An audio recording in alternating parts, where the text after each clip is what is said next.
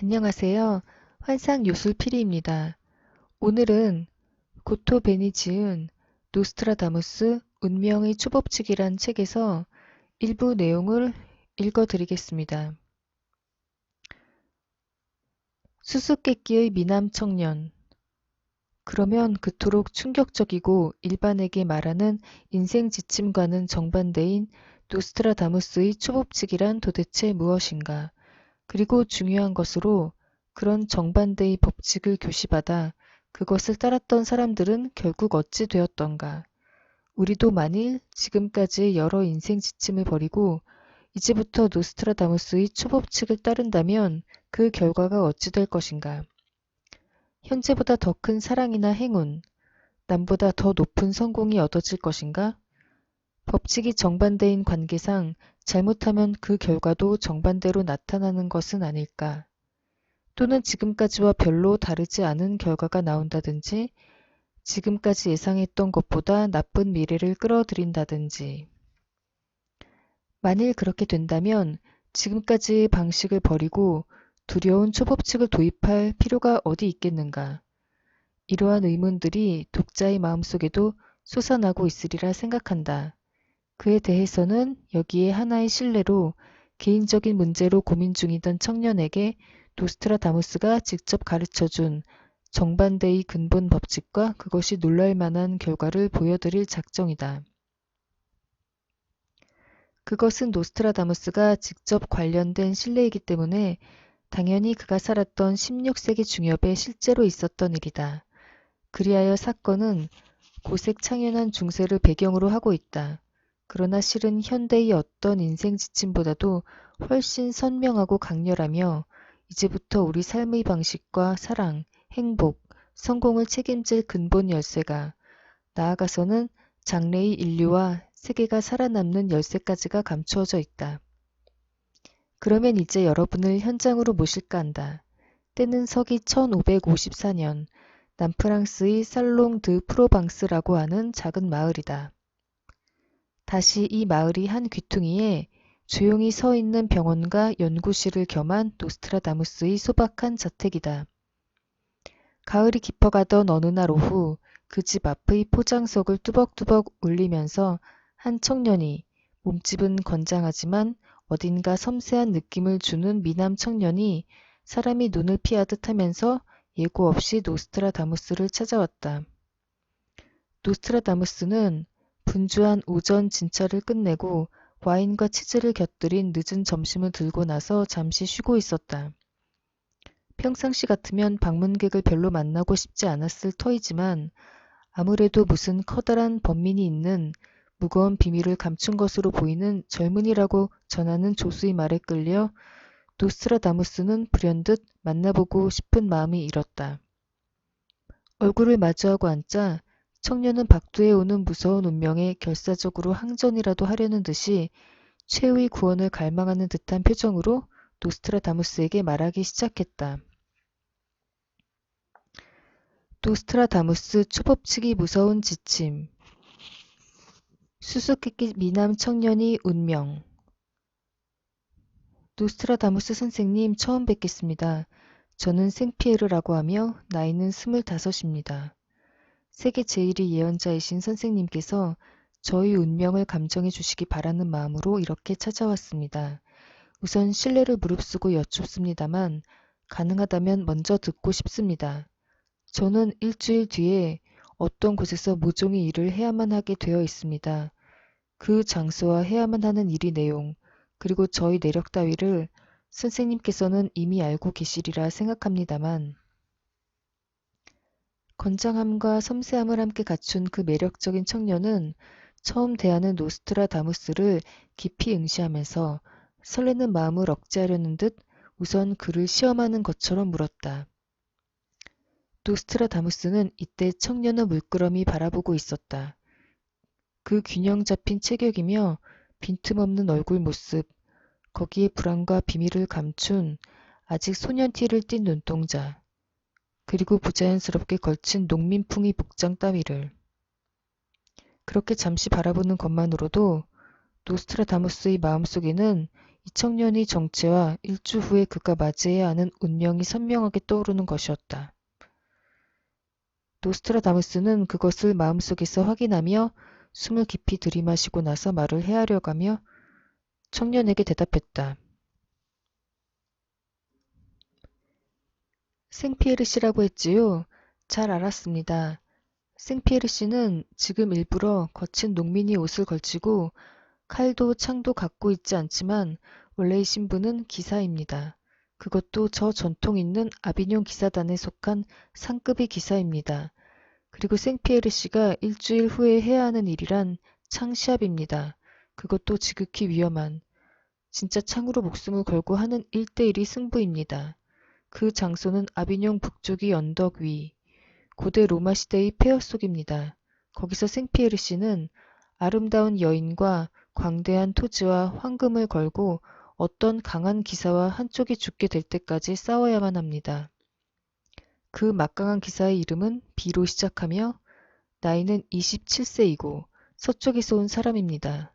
생피에르 씨의 목숨을 건 싸움, 그 원인이 된 아름다운 여인은 북쪽에서 온 18세의 처녀이며 F로 시작하는 이름을 갖고 있습니다. 목숨을 건 창시합. 그렇습니다. 말씀하신 대로입니다. 정말이지, 노스트라다무스 선생님.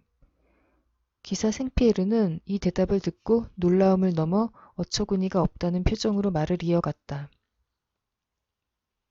거기까지 아신다면 더 말씀드릴 필요도 없겠지만 어쨌든 확인을 위해서라도 생피에르는 창시합을 하게 된 과정을 설명하기 시작했다. 말씀드리자면 실은 그 여인이란 남프랑스에서 가장 아름답다고 소문난 아를공이 막내딸 퐁텐양입니다. 퐁텐양의 매력이 여기까지 알려져 있는지는 모르겠지만 어쨌든 정말로 천사와 같이 아름다운 18세의 아가씨입니다. 우리는 2개월쯤 전에 아르리 여름 축제에서 처음 만난 뒤 서로 깊이 사랑하게 되었습니다. 그리하여 저는 며칠 전 마음을 결정하고 아를공이 저택을 찾아가서 공과 따님 앞에 엎드려 혼인 신청을 했습니다. 그러나 퐁텐 양에게는 이미 가론이 기사인 베르나르라는 강력한 구혼자가 있었습니다. 베르나르는 뛰어난 기사로 몸집이 저보다 크고 용기나 무술이나 지혜가 결코 저보다 못하지 않습니다. 거기에다 그 또한 저와 마찬가지로 퐁텐 양을 깊이 사랑하고 있습니다. 아를공과 퐁텐 양은 매우 난처해졌고 결국 아르리 옛 방식을 따라서 결정하기로 낙차게 되었습니다. 아르리 옛 방식이란 저와 베르나르가 1대1의 창시합을 벌여 이긴 쪽이 퐁텐 양과 결혼한다는 것입니다. 퐁텐 양 자신이 어느 쪽이든 선택하면 문제가 없겠지만 그 여자도 정열에 불타는 아르리 아가씨입니다. 저와 베르나르 양쪽을 다 깊이 사랑해버렸기 때문에 한쪽이 죽을 때까지 싸우는 길밖에 도리가 없게 되었습니다. 그리하여 어느 쪽인가가 패하여 죽는 순간 퐁텐 양은 죽은 자를 완전히 잊고 이긴 자만을 사랑하기로 약속.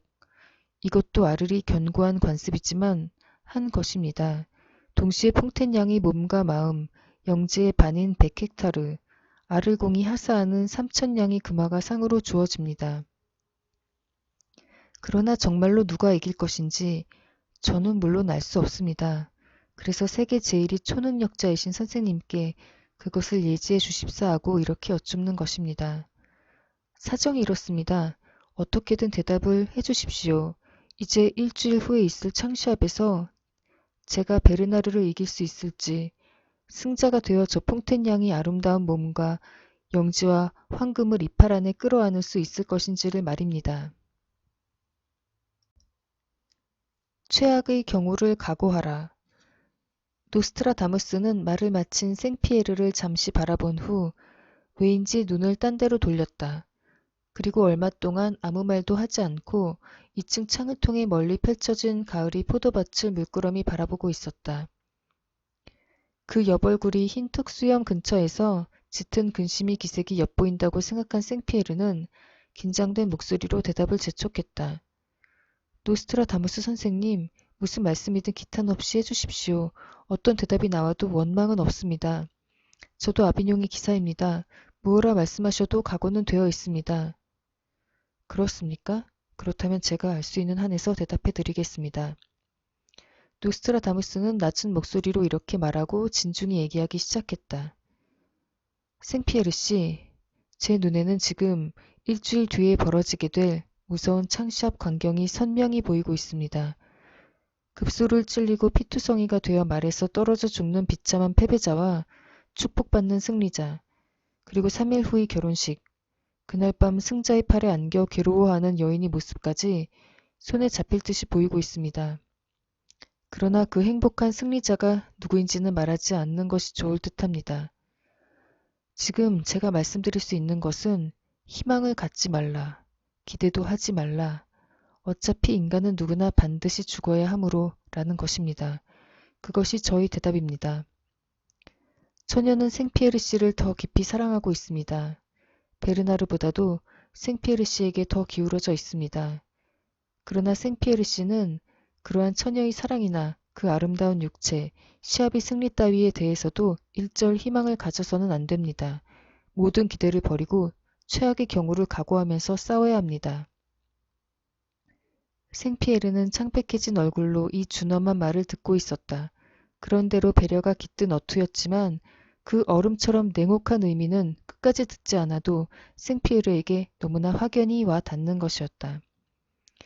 그는 공포와 절망이 밑바닥으로 가라앉았다.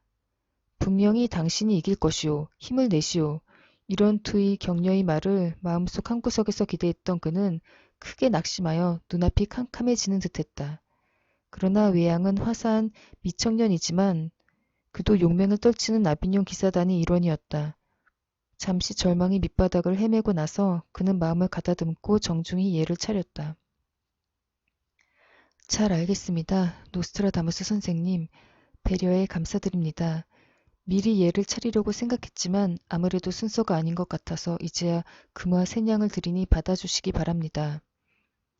그러나 노스트라다무스는 고개를 저으며 받지 않았다. 그럼 생피에르는 정중하게 인사를 하고 현관 밖에 적당한 곳에 금화를 놓아두고는 무겁게 말고삐를 잡고 포도밭길을 지나 돌아갔다. 노스트라다무스는 창밖으로 멀어져 가는 청년의 모습을 말없이 바라보고 있었다. 놀라운 결과. 그로부터 일주일 뒤 생피에르는 정해진 대로 아비뇽 북쪽의 언덕에서 강적의 기사 베르나르와 목숨을 걸고 창을 맞부딪히게 되었다. 이것이 보통 시민들 사이의 결투라면 겁이 나서 직전에 시합을 포기하거나 대화를 통해 화해를 구한다 해도 누가 무어라 말하지 않을 것이다. 그러나 기사들 사이에 그것은 그렇지가 않았다. 기사가 결투에서 도망치게 되면 비겁자라고 조롱당하는 것만으로 끝나지 않는다. 불에 달군 인두로 이마에 낙인을 찍혀 신분을 박탈당하고 영원히 기사단에서 추방된다. 그처럼 엄격한 규약이 중세로부터 근세에 이르기까지 남프랑스의 기사 사회에는 존재하고 있었다. 이제 싸움은 피할 수 없다.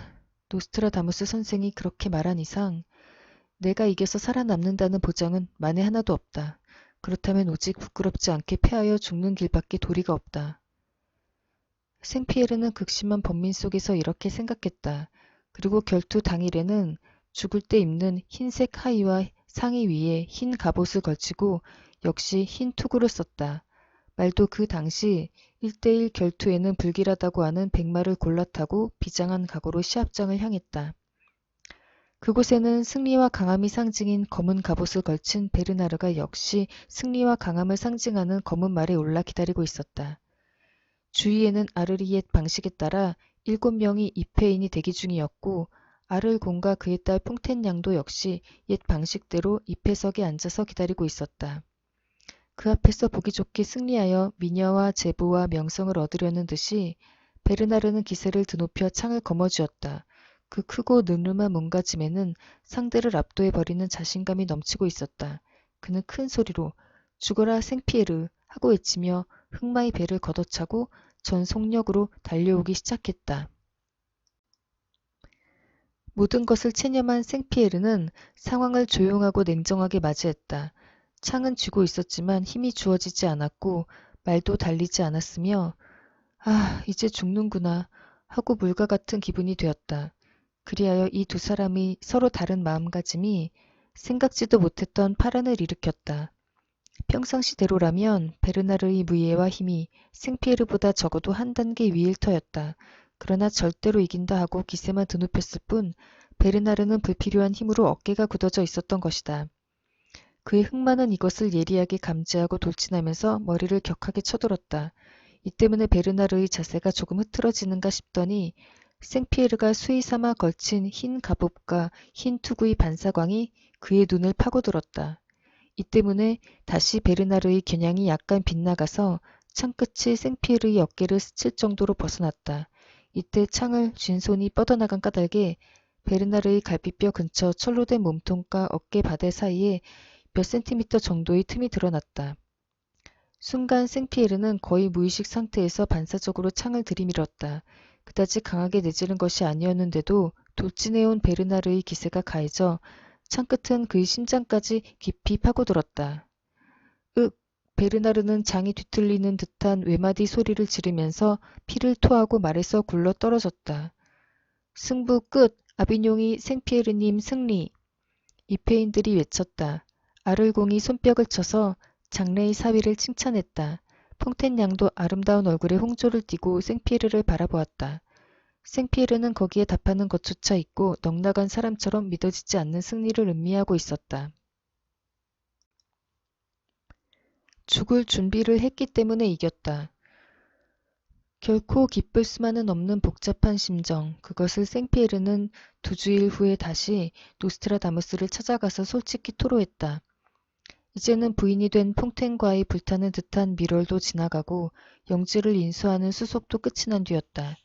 생피에르는 그 행복감에 젖어 있으면서도 도저히 가시지 않는 의문이 남아있었으므로 대답 여하에 따라서는 노스트라다무스를 찔러 죽이기라도 할 작정으로 다시 한번 그를 찾아와 이렇게 다그쳤다. 노스트라다무스 씨, 당신은 그때 내게 희망을 갖지 말라. 승리하기를 기대하지 말라. 인간은 누구나 죽는다. 각오하라. 이렇게 말했지요? 그렇습니다. 나는 당신이 그 말을 확신했었소. 반드시 죽는다고 생각하면서 싸웠단 말이오. 그런데 나는 베르나르를 이기고 이렇게 살아있소. 처녀의 몸도 영지도 황금도 내 것이 되었소. 당신의 예언은 전혀 맞지가 않았단 말이오. 그런가요? 그렇게 생각하실 테면 하시오.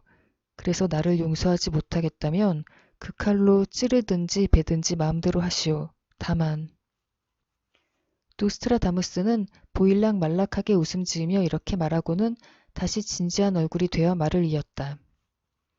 그렇지만 생피에르 씨, 내가 만일 그때 당신이 이긴다. 베르나르는 당신에게 찔려 피를 토하고 죽는다. 하고 말했다면 정작 당신은 어떻게 되었을까요? 그래도 당신은 죽음을 각오하고 무심의 상태에서 베르나르와 싸웠을까요? 또 자신이 이길 텐데도 수의를 뜻하는 흰 갑옷을 입고 결투장에 나갔을까요? 노스트라다무스의 이 말은 생피에르로 하여금 죽음을 각오하라, 희망을 갖지 말라는 말을 들었을 때보다도 가슴속으로 깊이 파고들었다. 그렇다. 그때 만일 당신이 이긴다 하는 말을 들었더라면 그는 대예언자로부터 승리를 보증받은 기쁨에 마음을 제대로 가누지 못했을 것이다. 그는 강적 베르나르를 깔보았을 것이다. 결투장에서도 우쭐대며 자기 쪽에서 먼저 강하게 창을 내질렀을 것이다. 그리 되면 베르나르 쪽에서 도리어 침착해지고 원래의 실력대로 생피에르가 참패했을 것이다. 죽음을 각오한 옷차림도 그렇다. 당신이 이긴다고 하는 예언을 들었다면 누가 수의 차림으로 출전할 것인가.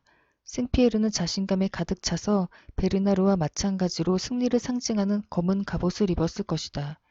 그리하여 프로방스의 강렬한 가을 햇살은 갑옷에 반사되지 않았을 것이며 베르나르의 눈도 부시지 않았을 것이다. 그의 창끝은 목표에서 빗나가지 않고 일격에 생피에르의 가슴을 관통했을 것이다. 그러면 노스트라다무스 선생님은 그것까지 꿰뚫어보고 계셨더란 말입니까? 그래서 일부러 제게 희망을 갖지 말라고 말씀하셨던 것이군요. 생피에르는 이렇게 해석하고 감사하는 마음에 눈물이 쏟아질 지경이 되었다. 절망이 운명을 역전시키는 비법. 아니, 그런 게 아닙니다. 그러나 노스트라다무스는 씁쓸히 웃으면서 이렇게 그의 말을 가로막고 냉정한 어조로 무서운 진실을 밝히는 것이었다. 내가 그때 본 것은 생피에르 씨가 정말로 패배해서 죽는다고 하는 최악의 운명이었습니다. 상대인 베르나르는 그럴 만큼 충분히 강했고 생피에르 씨보다 무예가 한 수 위였습니다. 성격적으로도 생피에르 씨보다 훨씬 강했고 자신에 차 있었습니다. 게다가 운세상으로도 최고의 시기에 있었습니다. 그에 비해 생피에르 씨는 기술이 미숙할 뿐만 아니라 성격적으로도 그보다 섬세하고 시기적으로도 적당한 때가 아니었습니다. 따라서 싸우면 비참하게 죽을 것이 불을 보듯 뻔했습니다. 그러나 그처럼 최악의 절망적인 상황을 막바지에서 역전시키는 법칙이 한 가지 있습니다. 우리 노스트라다무스 가의 대대로 전해오는 옛 유태의 카발라 전통 속에 그것이 있습니다. 그것은 철저히 절망하는 것입니다. 일체의 희망과 기대와 잡념을 버리고 죽은 사람과 같이 완전히 무심히 경지가 되는 것, 그 완전한 무심함만을 지니고 운명의 길에 서서 나아가는 것입니다. 나는 이것을 생피에르 씨에게 사용해 보았습니다. 생피에르 씨에게 호의를 느꼈기 때문만은 아닙니다. 최악의 죽음이라고 하는 흉운조차도 그 마지막에 가서 최대의 행운으로 변할 수 있다고 하는 비법의 효력을 확인하고 싶었기 때문입니다. 또한 생피에르 씨라면 희망을 완전히 버리고 무심히 상태에서 운명과 싸울 수 있는 사람이라고 생각했기 때문입니다. 그대로이지 않습니까, 생피에르 씨? 당신은 승리에 대한 바람도, 살고자 하는 희망도, 여인에 대한 애욕도, 일체의 기대와 욕망과 잡념도 버리고 결투장에 갔습니다. 그러나 오직 부끄럽지 않게 싸우리라. 어차피 죽을 것이라면 죽기 전에 무사답게 공격이라도 한 번 하고 죽으리라 하는 기사 본연의 기질. 이것이 중요하지만 도 갖고 있었습니다. 거기에 물과 같은 무심함이 어우러져 생피에르 씨의 몸과 마음이 유연자재하게 움직였습니다. 그리하여 최대한도 이상의 힘이 발휘되면서 무의식 중의 일격에 모든 힘이 집중된 것입니다. 이것은 창시합에만 한정되지 않습니다. 인생의 모든 일에 이 법칙이 적용될 수 있습니다. 무슨 일이든 커다란 위기가 닥쳐올 때 철저히 절망하여 최대의 힘을 발휘한다고 하는 이 법칙을 따르면 반드시 이번 결투에서의 생피에르 씨와 같이 승리할 것입니다. 생피에르는 좀처럼 얻어듣기 힘든 이 교훈을 마음속 깊이 새겼고 그 후로도 인생에서 위기나 시련이 닥칠 때마다 어차피 죽을 몸이다. 그때 이미 죽었던 몸이다. 더 이상 두려울 것이 무엇인가 하고 모든 것에 달관한 자세로 대처해 나갔다. 그 덕분에 모든 일에서 이상하리 많지 성공을 거두었다. 그뿐 아니라 항시 위기를 상정하고 살았던 까닭에 박진감 있고 충실하며 젊은이다운 혈기로 일생을 보냈다. 55세의 나이로 치명적인 병에 걸려 죽게 되었을 때에도 몇 번이나 지옥 같은 상황을 헤쳐나왔기 때문에 아무렇지도 않다. 저 창시합 전의 며칠간에 비하면 이것은 천국이다. 하고 말하고는 빙긋이 웃으면서 숨을 거두었다고 한다. 승리를 생각하면 패배한다. 이상이 노스트라다무스 초법칙이 근본을 이루는 것 가운데 하나이다. 패하여 죽는 길밖에 없었던 흉운을 절망의 밑바닥까지 내려앉음으로써 긍정적인 에너지로 전환하여 커다란 행운으로 뒤바꾼 신뢰이다. 이 이야기는 노스트라다무스의 몇 안 되는 전기에 단편적으로 기재된 것들을 필자가 끌어모아 재구성한 것이다. 이 이야기를 쓰면서 필자는 30여 년 전 일본에서 크게 유행했던 야와라라는 노래를 떠올렸다. 가수 미조라 히바리는 그 곡 속에서 비장한 가락으로 이긴다고 생각하지 마, 생각하면 진다네 하고 노래했다. 작사자인 세키자와 시니치 씨는 그즈음 유술이나 가라데의 달인들과 친했는데 그런 연유로 평소에 일반인이 흔히 듣지 못하는 참다운 승리의 비결을 듣고 그것을 노래 가사에 이용한 것이었다. 이것은 최근의 스포츠 지도 자세와는 완전히 반대이다. 최근의 스포츠 지도자들은 선수들에게 이렇게 가르친다. 이기려면 우선 자신감을 갖고 자기가 상대보다 강하다고 생각하라. 최근 유행하는 이미지 트레이닝에서는 한 걸음 더 나아가서 이긴 직후의 자신을 상상하라고 가르친다. 과거에 큰 시합에서 우승한 경험이 있으면 그때의 일을 없으면 이제부터 커다란 시합에서 압승하여 금메달을 목에 건다든지 웃음컵을 받아 높이 치켜드는 자신의 모습을 그려보라는 것이다. 그것을 마음속에 새겨 넣으면 실제로도 그렇게 된다는 것이다. 강한 이미지에는 그와 같은 효과가 있으며 잠재의식이 각인된 강한 원망은 반드시 실현된다고 가르치는 것이다. 그러나 이 노래는 이러한 이미지 승리법에 통렬한 펀치를 먹이고 있다. 왜냐면 야와라의 진짜 승부에서는 일방적으로 내가 이긴다고 생각해버리는 것이 가장 위험한 일이기 때문이다.